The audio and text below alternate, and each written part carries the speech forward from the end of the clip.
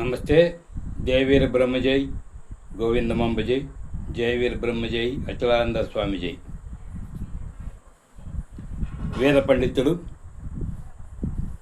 ఆచార్యులు శ్రీ పడకన్ల వారికి నమస్కారం.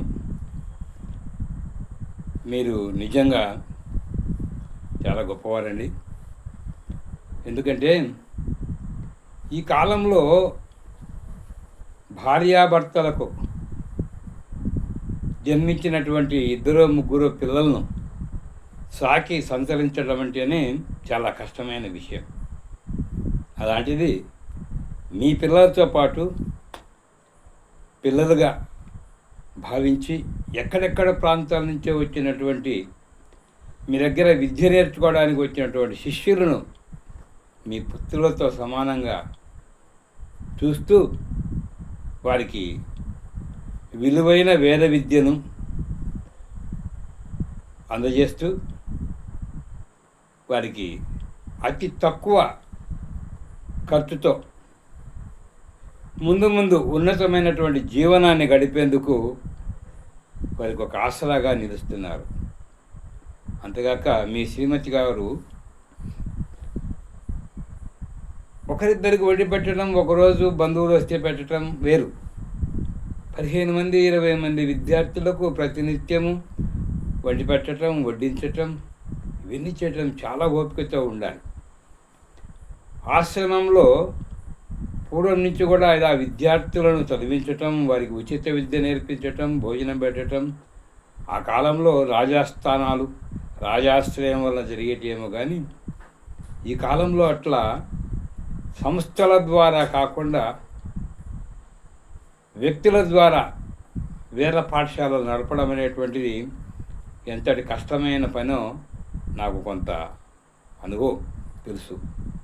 అలాంటిది హైదరాబాదు నగరంలో మీరు ఇంతమంది విద్యార్థులకు మంచి మార్గదర్శకంగా ఉంటూ వాళ్ళ జీవనోపాధికి ముందు ఉత్తమమైన మార్గంలో నడిచేందుకు సత్ప్రవర్తన కలిగి ఉండి పాండిత్య ప్రకర్ష కలిగి వివిధ దేవాలయాలలో ఆధ్యాత్మిక కార్యక్రమాలతో పాటు పూజా విధానాలు కూడా చేయిస్తూ సంఘంలో ఒక ఉన్నత వ్యక్తిగా చాలామందిని మీరు తీర్చిదిద్దుతున్నందుకు ధన్యవాదాలు.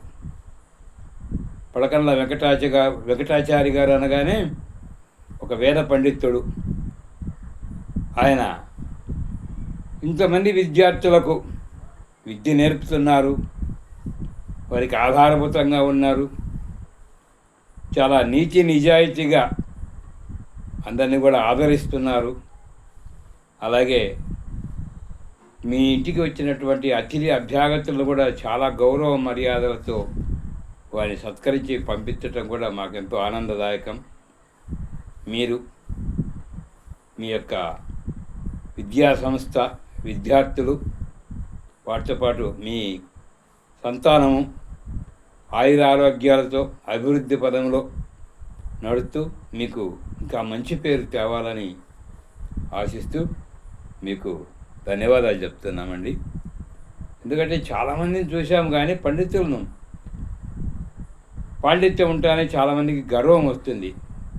మీ వద్ద లాంటి గర్వం ఏం లేకుండా వినయపూర్వకమైనటువంటిగా పెద్దలను గౌరవిస్తూ మీరు కూడా ఎంతో వినయ విధేయతలు చూపుతున్నందుకు మరొక్కసారి మీకు, మీ శ్రీమతి గారికి, మీ కుటుంబ సభ్యులకు ఆ వీరబ్రహ్మేంద్ర భగవానుల ఆయురారోగ్యాలు ప్రసాదించాలని కోరుకుంటూ ధన్యవాదాలతో నమస్కారం.